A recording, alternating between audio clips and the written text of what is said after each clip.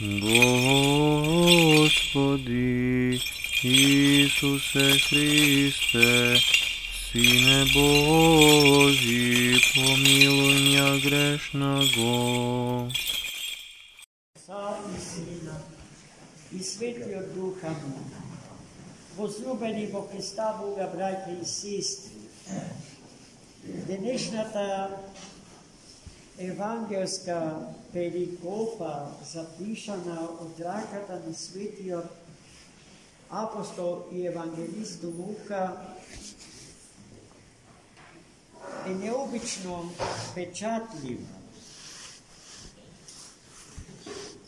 Ако ми дозволите, би я нарекол дори и филмски транспарентна, мокна појава. Христос, нашиот Бог и Спасител, според денешната евангелска повест, отпловил од Галилеја на спротивниот крај од Генисаретското езеро и пловил во така наречениот Гадарински крај, Гадарински регион. Самата пловидба из езерото, кој што неодоливо подсетува на нашево или обратно, нас буди чудесни впечатоци и некоја чудесна сончева медитеранска свежина и радост. Но кога слегол од коработ на сувата Гадаринска земја, Христос се сретнал со еден необичен човек, за кого што веднаш можеме да кажеме дека бил страшен. Најпрво бил гол, необлечен. Потоа со железни окови на рацете и со искинати синџири кои што висале по неговото тело, бидејќи бил бесомачен и агресивен. Жителите на Гадаринскиот крај многу пати се обидувале да го стават под контрола, така што го врзувале во синџири. Но тој располагал со невидена надчовечка сила и со невидена лесина ги раскинува. Немал свој дом, живеел во гробови.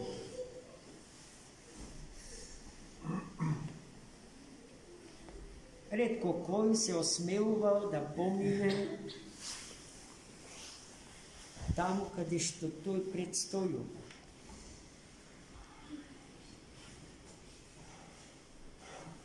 И гледајте сега, Христос, првата средба со првиот човек во Гадаринскиот крај ја има токму со тој опасен човек за сите други луѓе.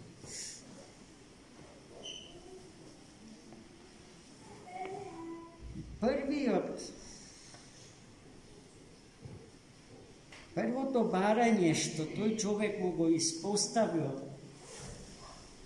на Христа Господа било: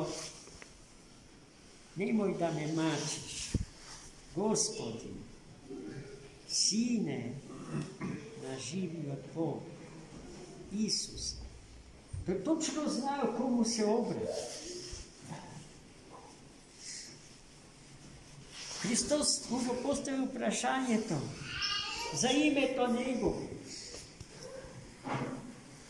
se razvira, sve to zarad nas, pošto go čitame, jer čitame povesta za toj nas. I prema odgovorio, legio, pravo veliš, mu kaže Hristos. Bili ti vo nego bile vseleni, nebrojeni bjesi, nebrojeni demoni.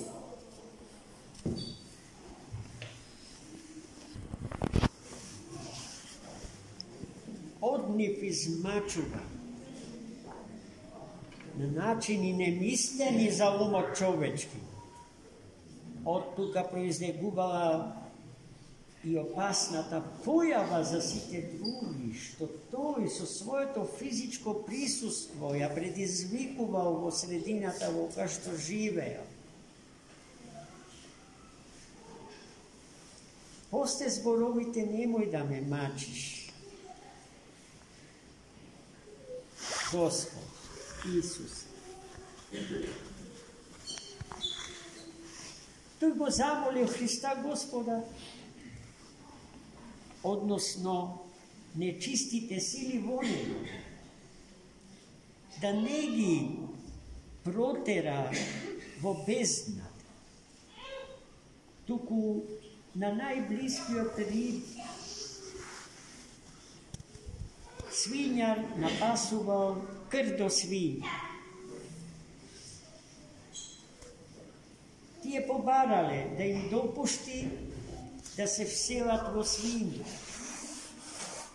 I Hristos im dopušti. A ti je, odkako se vselja vo svinjite podnivno to dejstvo, grgnale ni starništeto i si ispodavile vo Kenisaretskoto jezero. Така завършиле демоните. А како завършил човекот во кој што тие се беа вселиле? Тоа е најинтересно, највозводливото, најсаканото и најочекуваното од сите. Тој кој што бил страх и трепет за сите други луѓе, после тоа седеал облечен и кроток покрај нозете на својот спасител. И не само што седеал покрај нозете на својот спасител, туку тој живеел со решеност, никогаш да не се оддалечи од него. Имал потреба да го следи во чекот. Но Христос му кажа дека треба да се врати во татковиот дом и на сите да им сведочи за тоа што му направи Бог. А самиот Христос го напушти Гадаринскиот крај по молба на сите граѓани, кои што од една страна беа преисполнети со радост зарад исцелувањето на тој страшен човек, од друга страна пак самото исцеление на таквиот човек внесе страх во нив. И тие го молеа Христа Господ да го напушти нивниот крај, да си отиде. Зад сето тоа се разбира, се крие и чувството на длабока недостојност да се стои пред Господарот на светот и на живот. Најмили мои, гледајте, и нечистите сили, паднатите ангели треперат пред Господ. Тие, нивната вера во Бога е многу поголема од нашата, како што гледаме, ако ги цениме зборовите што му ги упатија на Христа Господа. Тие точно знаат Ko je vistinski od Gospoda? Na sve što postoji. No to, od što ne može da se spasi, to, od što ne može da pobegnate, viната što tog mu tije moja nanesla na Hrista, Gospoda svojeg Sozdatelja. A viната нивна, ево нивната непослушност кон Христа Господа. А нивната непослушност кон Господарот на сиот свет и на животот произлегува од нивната гордост, од нивната умисленост, дека се или дека може да се изедначат во се, па и на планот на природата со својот Творец. И токму таа мисла, родена во гордоста нивна, до ден денешен не им дава да живеат во смирение, да се покаат. А крајот на оние кои што му се подават на тој дух и на таа логика на размислување е крајот на најбитните литературни јунаци, замислени и книжевно глабински опфатени во делото на големиот Достоевски демони, или бесови, или бјеси во оригинал. Поради што јас ви препорачувам таа книга да ја исчитате сите, за да ги добиете сите реални знаења за демонскиот свет, за демоносферата и нејзините чинители, кон кои што честопати имаме сосема погрешен однос, сметајќи ги за непобедливи, за посилни од нас. И тоа е така секогаш кога Бога го исклучуваме од нашиот живот, секогаш кога се оддалечуваме од Бога, померата од нашите согрешенија.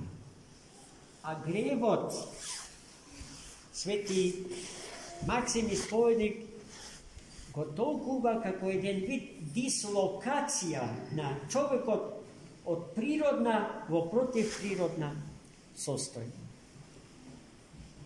И тогаш, после таа дислокација, од природно во противприродно, нашата немок нараснува, а мокта на демоните, која што е реално присутна во животот на светот и на човекот, или исто толку реално колку што и ангелосферата и светот на добрите, белите ангели, без кој што е незамислив нашиот живот, ако знаеме, како што во беседата за свети архистратик Михаил кажавме, секој од нас крстен со вода и дух има свој ангел чувар и секој христијански народ, секој христијанско племе, секоја христијанска заедница има свој ангел чувар, пазител и патобудител, кој што не упатува на патот од спасението што води во Бога и неговото незаодно царство. Амин. За многу година.